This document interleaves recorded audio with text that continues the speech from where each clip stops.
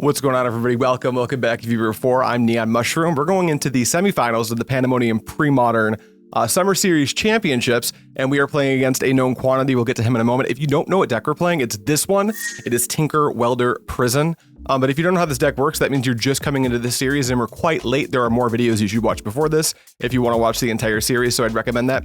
But if you're brand new and you don't feel like it, we're going to be playing Welder, Goblin Welder that is, and Tinker in order to get a bunch of stacks pieces into play and eventually win the game using something like a Karn Silver Golem or more commonly like a Triskelion. That's our game plan. Our deck wants to go super long. Something I didn't mention in the Swiss portion of this event because it never really came up, if you've watched all those, you'll know that. But there was a little mini game I was playing with these. We got a local altar, goes on Discord by Mr. Meeseeks, did some really cool stuff for the Peach Ball with the Shared Discovery guys. This is a playset of really cool altered portents, which are really sick.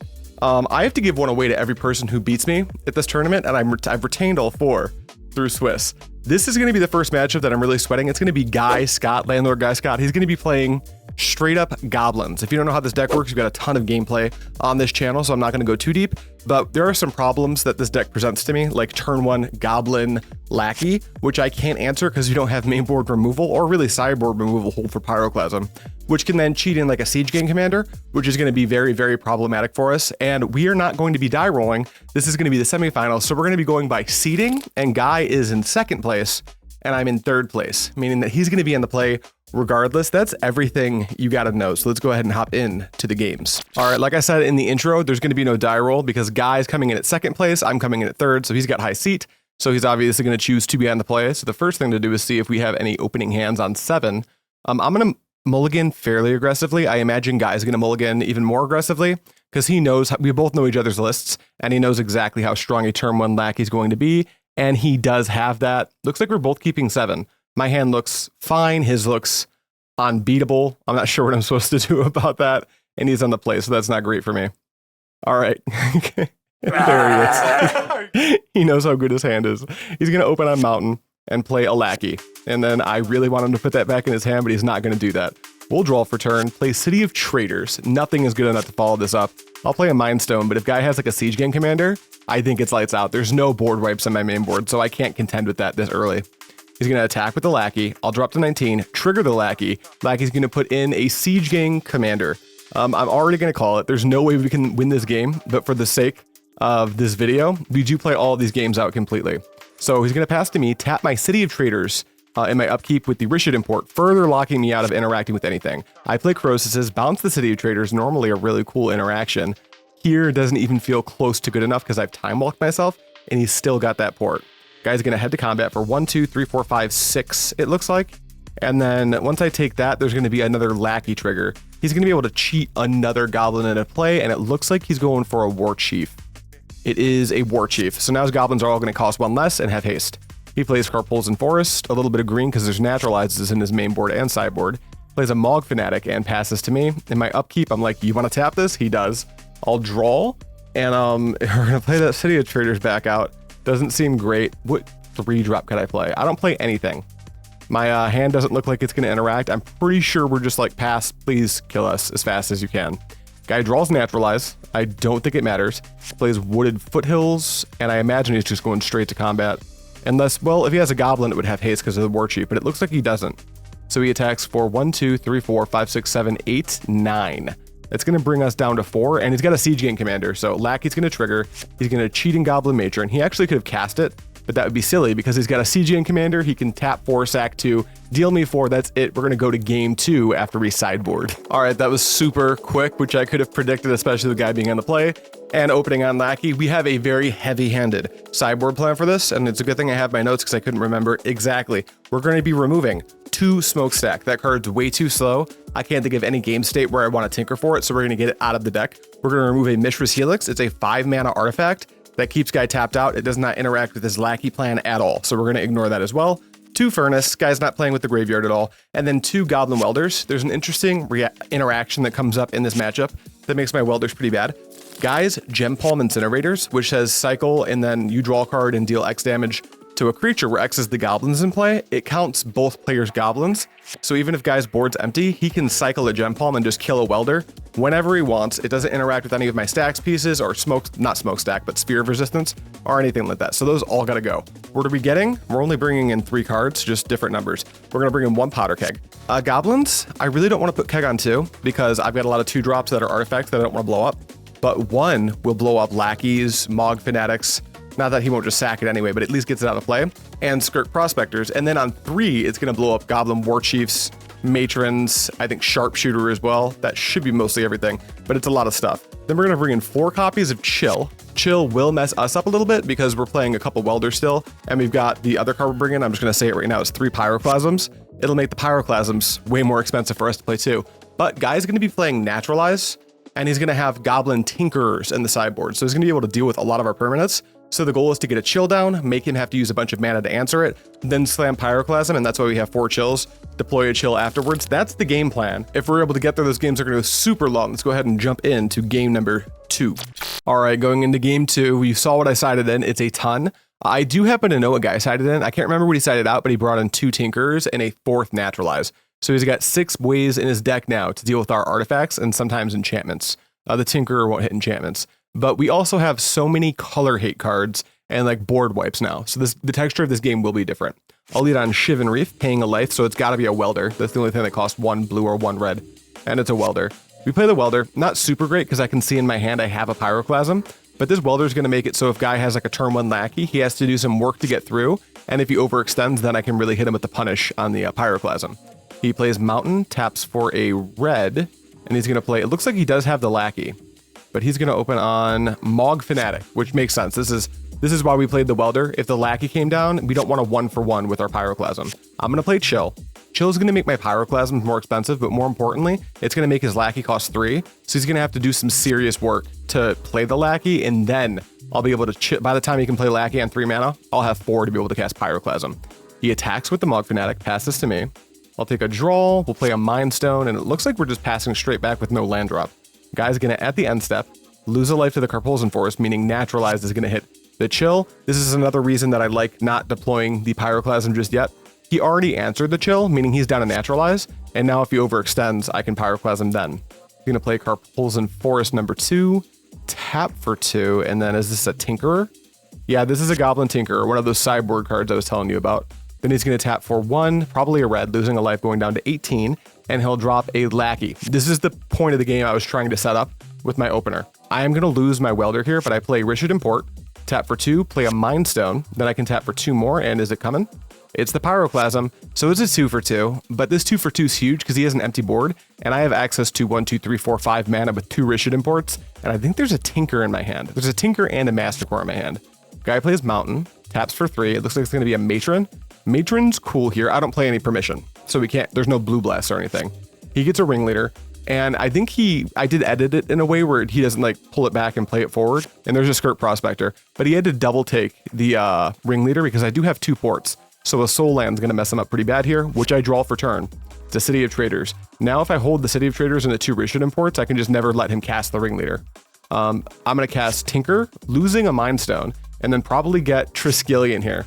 This Triskelion's really sweet. What it's going to do is it's going to wipe Guy's board, so he can't use the Skirk Prospector to make enough mana to go ahead and cast that Goblin Ringleader through my Rishadan Ports. So I put the first point on the Skirk Prospector, and Guy says, don't bother going through phases. You're going to hit them both. I've got nothing to do with the mana. So I got a Triskelion on 2, which is technically a clock, and then in Guy's upkeep, we're immediately going to tap both of his green sources so he can't naturalize, and we know he can't play the Goblin Ringleader now.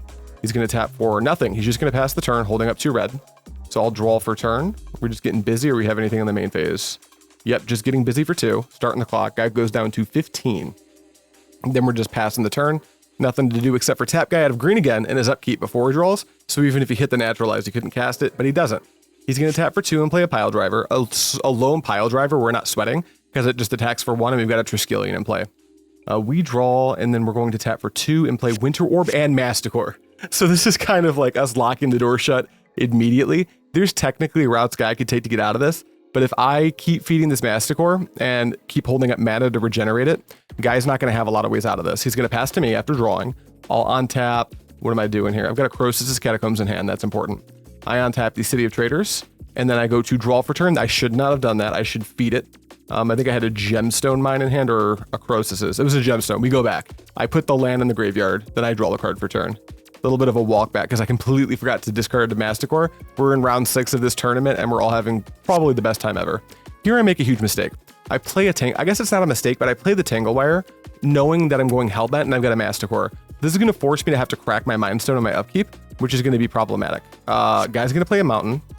And then I don't think he has anything else he can do except for like play a Mog Fanatic, maybe. Is that what he's doing? Yep, he's playing a Mog Fanatic. One of the promo Mog Fanatics we released as a door prize for this event. I'm going to untap. And then in my upkeep, well, the first thing we got to do is Tangle Wire.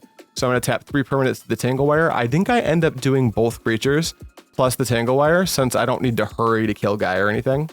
And I just pointed to all 3. That's exactly what we're doing. We'll tap all 3 to the Tangle Wire, then hold priority and crack the Mind Stone, draw a card. Pitch it, and then this is something I remembered that happened this game that I really was interested to see when I edited it. I pitched the Chill, then I passed a Guy and forgot to draw for turn. This is going to matter on my next turn because I don't have anything to pitch to Masticore. This was a huge blunder and I'm still bummed out about it, but I'm glad it wasn't like a manual dexterity. It was a manual dexterity error. I didn't like play into it. I just forgot to draw for turn, which was really silly. So now we're going to do the Tangle Wire thing.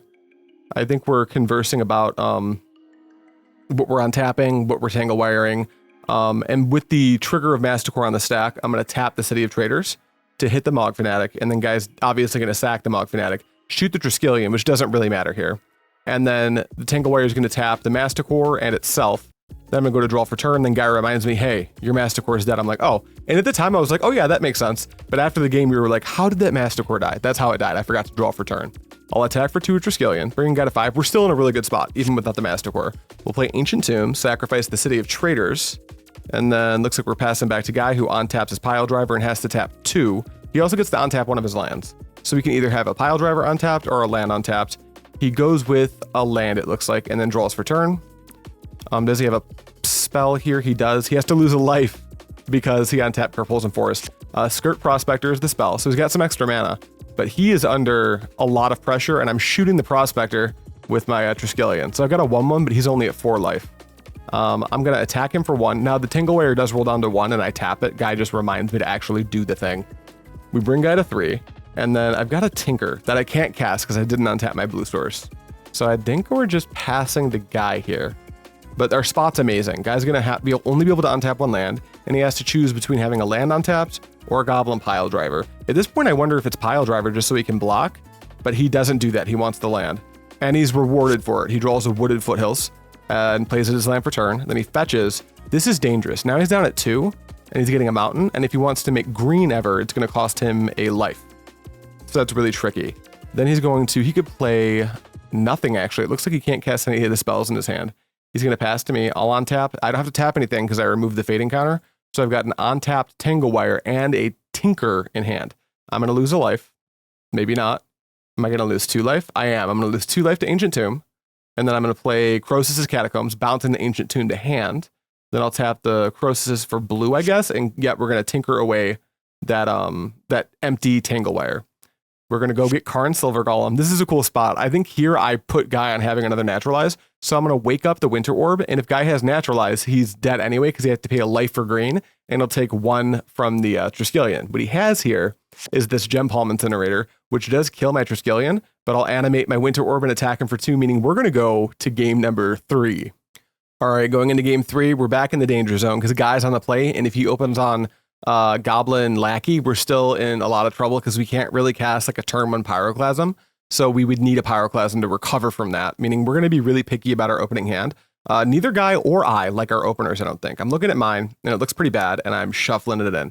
So we're both going to 6 for now. So we're going to do a little cutty cut, and we're going to see if we can both keep our 6s. I'm hoping Guy goes super deep here, which might be good news for me, because this is a game that was imprinted in my head pretty heavily. It was really fun to play this in the semifinals of this tournament. I'm going to mulligan to 5. Guy's kind of looking at his hand and looking at it from up here. It's not good. So we're both going to 5 here. So this is going to be a low resource game. I think Goblins comes out ahead in that spot because they really just need 3 cards. Mountain, Lackey, Siege Gang Commander. And it's going to demand I answer it or just die. So we're looking at my 5, and it looks pretty good. I've got Sphere, I've got some sideboard hate in the Pyroclasm, I've got a Welder, which I can do the same thing I did game 2 and use it to slow the game down and force Guy to extend. So I'm putting 2 back. Guy is going to 4. This is a hard matchup for me. One of the ways, you can see that by how many sideboard cards I brought in. But one of the ways we were able to win this matchup, if we can get there, is Guy going super deep on the mulligan and letting us play a slow game, because I need the game to go slow. This hand has a Lackey and no red swords. So that's right. Guy's never lucky, and he is going down to 3. I can't imagine there's any 3 he won't keep, because once you're on 2, like Lackey doesn't even do anything. So we're going to see if he can keep a Mountain, Lackey, maybe like Ringleader or Siege Gang Commander would be pretty good. All right, he's keeping not a Swamp, but a Mountain. What else has he got? A Rishadan Port, because if he's going to go down on cards, he needs to make sure he's got lands. But there's no Lackey. It's just a Mog Fanatic. So we're going to settle in for a long game here, because you can see the time left in the video, actually. Even though he's in Modal 3, I'm in a Modal 5, and this game is going to go long, and Guy's got a lot of interaction. He opens on Fanatic, passes to me, and I'm going to play a... I'm also lean 2, I'm on 5. I'll play a Gemstone Mine, and it comes with 3 counters, and then I'll pass. Guy draws a Mountain, but he plays Rishadan Port and attacks for 1. I'm just taking the 1, I've got nothing for it. And then he's going to pass to me, and in my upkeep, he's going to use the Port to tap me down. So as far as going to 3 goes, this is kind of, other than having a Lackey, this is about the best you can ask for. I'm going to play a Crosis' Catacombs, bouncing my Gemstone Mine, and then I'll play the Welder. This is the same thing I did game 1. I just want him to either lose his creature to beat the Welder up, or like have to extend into the board to keep getting damage in. He's going to port me after passing, and then do we have a Soul Land? We do. We play City of Traitors, and then I'm going to play a, is it Winter Orb? It's got to be Winter Orb before Sphere, right? Yep, it's a Winter Orb. So now this is going to start slowing the game down even more than it already was from us both being on low resources. Guy takes a draw. He's going to tap for a red and play Goblin Lackey. This is kind of the spot I want to be in. I've got a creature to block the Lackey, and we've got action in our hand. He also doesn't have very many cards in hand, so I don't have to super duper sweat the card he'd put in from the Lackey. We'll play a Crosis' Catacombs after floating a mana, and then we'll bounce the other land and play Pyroclasm, and set up basically the same exact play we did game 1. Guy's going to untap 1 land, because we have a Winter Orb, and then he's not flooding out yet, so he's just going to keep using his Port to keep me tapped down with him. So we've got no colored source. I play the City of Traitors, and then I'll play a Sphere of Resistance. Sphere of Resistance, you've seen it in the series before. Sphere plus Winter Orb, it means the game's just going to go at like the speed of smell. We're going to be playing a super long game now.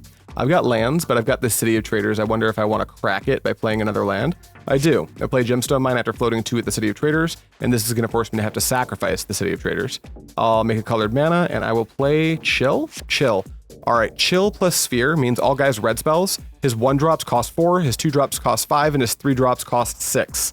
This is a bad space to be, because on top of that, there is a Winter Orb. He'll pass to me.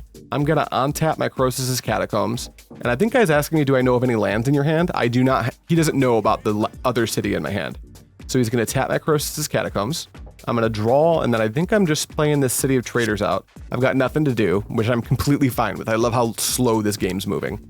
Guy draws for turn, no land, so he passes to me. I untap a blue source to go with my City of Traitors. Still nothing to do. I could technically play the Powder Keg. I don't feel the need to do that just yet. Guy does find Powder Keg, or not Powder Keg, Rishadan Port number 2. So I'll untap, and then in my upkeep, Guy's going to tap down my Soul Land. He's also doing a good job making sure I can't extend into the board either. He wants the game to go as long as possible, so maybe he can leverage a Lackey in the late game after we've both burnt a bunch of resources. He plays Wasteland, which is going to be a nightmare for me. He passes. He wants to wait to see what I untap. I untap the city, obviously, and he's going to probably crack that Wasteland on my City of Traitors. He does. Is he going to tap down one of my colored sources? He is. So we're not moving very quickly. I did just draw another City of Traitors, though. Number 3 for the game. That's really good for me. Is there anything I can do? I could play Powder Keg. I do have it in my hand. Sorry, it's kind of behind me the way I make these videos. I'm going to work on changing it. Maybe. We'll see. I'm still working out how to make these. Guy plays a Wooded Foothills. He does have a Naturalize in hand. It does cost 3 to cast it. So he's not going to be able to use that port freely anymore if he wants to leverage the Naturalize. I'll take a draw for turn. I'm going to tap for 1, 2, 3, it looks like, and play a Mind Stone. That's going to be really good for the Tinker in my hand, because I don't really want to tinker away my Sphere of Resistance or my Winter Orb. Guy draws. He draws a Wooded Foothills. Normally, Goblins doesn't like to see this many land drops. When you're on a mulligan solo and you're playing against this matchup exactly, I think that he's happy to be drawing a bunch of lands. I'll draw for turn. He does not port me. I'm going to tap for 1, 2, 3, 4. I'm going to play Tinker, sacrificing my Mind Stone, which is pretty sweet. I'm trying to remember what play I make here. I think it's Devourer. It is Devourer. Okay, so the reason we got Devourer, it's really weird. We were talking about it during and after the game, but I got this Devourer because I know he knows about the Altar of Dementia in my deck, and I want him to, I think he has Naturalize. So I want to put something in play that's so devastating that he ignores my Sphere of Resistance and my Winter Orb, because I took out my Mishra's Helix as well. So there's no way that my Phyrexian Devourer can die by me activating it once. So it's also going to brick wall every creature he can play. And he casts Naturalize. We'll see what he hits. I think it has to be, yep, it is the Phyrexian Devourer, which means that he tapped a bunch of mana. I've still got all my stacks pieces, and we're going to continue to go longer and longer. Guy's going to untap his forest, take a draw for turn, and he does not have a play. He's going to pass back to me. I know this game is incredibly slow and maybe aggravating to watch, but again, the stack sickos out there, I'm sure, are enjoying themselves. I just untap a land and pass to Guy, who's going to untap a mountain. If I were a Guy, I'd be untapping these Rishadan Ports a little bit more aggressively because I have access to 2 Tsabo's webs in my main. So if I draw one of those, he's going to get punished pretty bad. I take a draw for turn. It looks like it was a Pyroclasm. I'm going to tap for 1, 2, 3, and then there's a Powder Keg. This is just to insulate me from when the game goes a little further and maybe a guy can resolve like a Lackey or something. Looks like he draws a 1-drop, but he doesn't want to play it. So I will go to my upkeep, put a counter on the Powder Keg, a fuse counter, and then I'll untap a soul land. Guy does not port it. I'll draw for turn and pass the turn because I don't have a land drop. Also, I don't want to lose my City of Traitors. Guy untaps 1 land at a time, slowly getting enough mana to do something. He's going to drop down to 18 and fetch for a basic mountain and tap 5. By my math, this must be a 2-drop. It's going to be a Goblin Tinkerer. This Tinkerer can take out any of my artifacts. If I were him, I would be really keen on removing the Winter Orb. I'm going to roll the keg up to 2. I'm probably not going to pop the keg on 2 because I've got a Winter Orb and a Sphere of Resistance. I'm going to tap for 3, and there's the Tsabo's web. By Guy not untapping his Rishadan Ports a little bit more aggressively, now he's just locked out of his Rishadan Ports. I'll play Ancient Tomb, sacrificing the City of Traitors. So my mana situation looking very good now, and I'm passing to Guy. Now Guy at any point can just crack this Goblin Welder or this Goblin Tinkerer to pop one of my artifacts, but his spells are so expensive that if he unlocks that Winter Orb, I think it helps me more than it helps him. I'm going to take my Powder Keg up to 3, like we were talking about before, and then I will draw for turn. My hand is full of colored spells, so that means I've got a combination of like good sideboard cards and Tinkers. This game, if it goes too much longer, I don't think there's a way that Guy can like get back into it. I will untap my Crosis' Catacombs and simply pass back. It looks like no spells, nothing to do. Oh no, that hand motion was, do you want to do anything in my upkeep or do you want to discard, I guess? We'll play Fire Diamond, tapping. We need to pay extra for that. So yeah, we're losing 2 life to the Ancient Tomb. And then we'll get Fire Diamond in play, which is a mana source that's not a land, so it's going to help with the Winter Orb situation. Guy's going to untap a green source and take a draw for turn. It's a Wasteland. This probably wants to beat up on my Ancient Tomb. I'm going to untap and then untap the Ancient Tomb. Do we see Guy pop his Wasteland? Nope. So we're going to leave the Powder Keg at 3. And then I'm going to tap for a red and 2 and 1, losing 2. Looks like I only lost 1 to that Ancient Tomb. I don't know if we catch that one. I will tell you it never actually matters, but that's, again, round 6. I'm playing with my roommate. We're good friends. We're having a good time. I go ahead and tinker for a Tangle Wire. Guy probably is incentivized to bust the Tangle Wire, and I think I knew that when I tinkered for it. I needed to put something into play that Guy would bust his Tinkerer on, and that's exactly what we're seeing here, I think. He's targeting Tangle Wire. So this Tangle Wire is gone. This is really good for me because now I don't have to tap stuff to my own Tangle Wire. And I'm still at the end step. He's going to tap for 3 and cast Naturalize. I wonder if he's going to hit. I think he might want to hit the Winter Orb, but yeah, he hits the chill because he sees what's going to happen if he pops the Winter Orb. His spells will all still cost 5, 6, and 7, and I will have a full on-tap step, and my hand's like full. Guy plays Wooded Foothills, and does he have anything else? He's going to fetch. This is going to drop him down to 17. He gets a basic mountain. I wonder if he's doing anything here. Tap for 2, and there's a Goblin Lackey. This is a problem. I do need to answer it. If this thing connects, we are in deep, stinky doo-doo. So we'll untap a land. We'll draw for turn. It looks like we do have a Pyroclasm, and I think I'm trading this Pyroclasm 1 for 1. I'll drop to 12 to cast Pyroclasm, losing 2 to the Tomb, 1 to the Shivan Reef. And then do we have a land drop? We don't have a city, so we're not punished. It's a Rishadan Port. We have to be careful with that. There's a Tsabo's web, so if we tap the Rishadan Port, it won't untap, same as Guy's. Guy's gonna draw, look at his hand, I believe he has 7, so he's just gonna pass back to me. Nothing to do, he doesn't have enough mana to do anything. Looks like I'm just passing back to him. So he's going to untap a mountain. He'll draw for turn. Does he have a play? Nope, and I guess he was at 6 cards, not 7, because he didn't discard.